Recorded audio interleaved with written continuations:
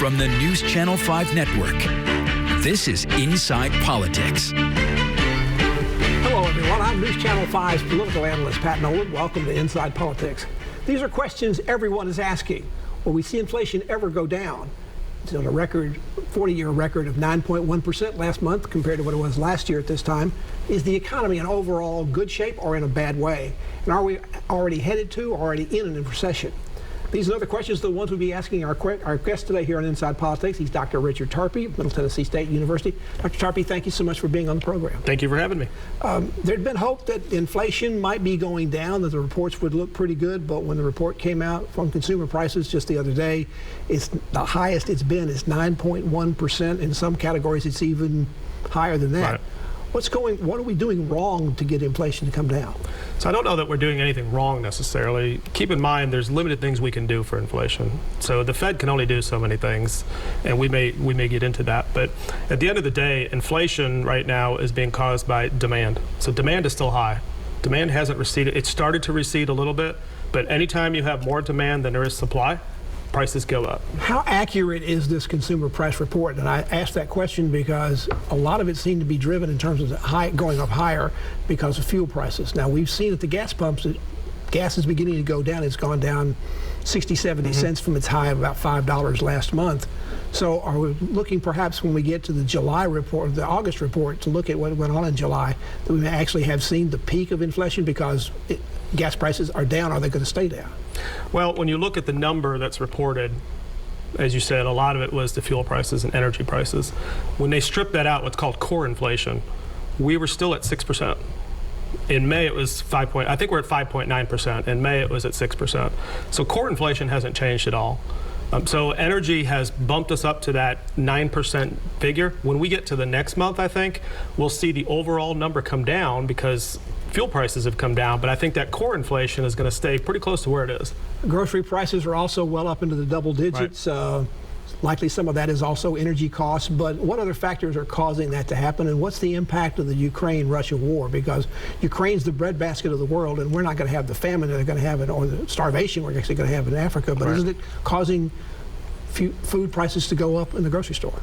It is. There's, when you bring up the food, there's a lot of factors we need to think about. So let's start with the Ukraine-Russian war. We don't import wheat from the Ukraine. We grow our own wheat. Canada grows wheat. What's affecting our farmers in the United States is Ukraine and Russia are big exporters of fertilizers, ammonia, nitrogen, phosphorus. We import those materials for fertilizers for our farms, and that's hurting our farmers and going to hurt our crops. But when you talk about food in general, you have to think about, we have droughts going on in the United States. Canada has a drought going on. Our wheat harvests are going to be low this year. Corn's not doing very well. If you look at the latest outbreak of the avian flu, it's the biggest outbreak since 2015. That's impacted egg and chicken prices. If you look at the drought in Brazil, has affected coffee prices. We have 5, 6 things going on that are all impacting the food we buy. You talked about the demand, people wanting to spend money, particularly after the pandemic. One of the places they want to spend that money is to go out and eat. So You're seeing restaurant prices continue to go up. Now, some of that probably is impacted again by the fuel prices, but also food costs are up for the reasons you talked about. But we also continue to have these personnel shortages, and those who are working are demanding and getting higher wages. Is that why we are seeing higher costs to go out to eat? And why is it not affecting people wanting to do that? Are we seeing any sign of demand for that's going to go down? We haven't seen any signs of the service demand going down. In all reality, if you look at what's going on in the last couple of months, most consumers have gravitated from purchasing goods to purchasing services because now they're going out, they're going to restaurants, they're going to entertainment venues to do things. So I don't see the demand going down. The labor costs are going to get pushed through to the consumer, so I don't see any relief there. But that's one of the reasons, after you look at the costs of food and products, that the service industry's prices are going so high. This demand is also being built by people who maybe are not feeling the pinch, but they've all got this money they saved up or didn't spend back during the pandemic. So how long is that going to last? I mean, usually that kind of money looks like there's a lot back there until you start spending it, and it's not nearly as much as you think you need. It does. There's signs now in this past month, especially May and June, of demand somewhat peaking. So our imports from China fell by 1.5 billion in May. So we're importing less, and usually when we import less, it's because there's less demand. And it's not a supply chain issue, we're just importing less.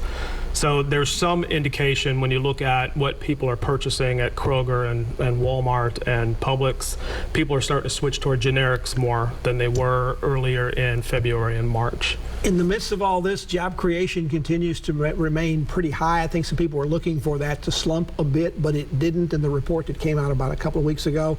In fact, when that report came out and jobs were up, the stock market went down. That's usually backwards from what you'd expect to happen when the jobs go up. It is a little bit. It's actually not too surprising. You have to remember that the job numbers are a lagging indicator. That tells us what happened yesterday. The stock market really is investors' perspective of how companies are going to do in the future.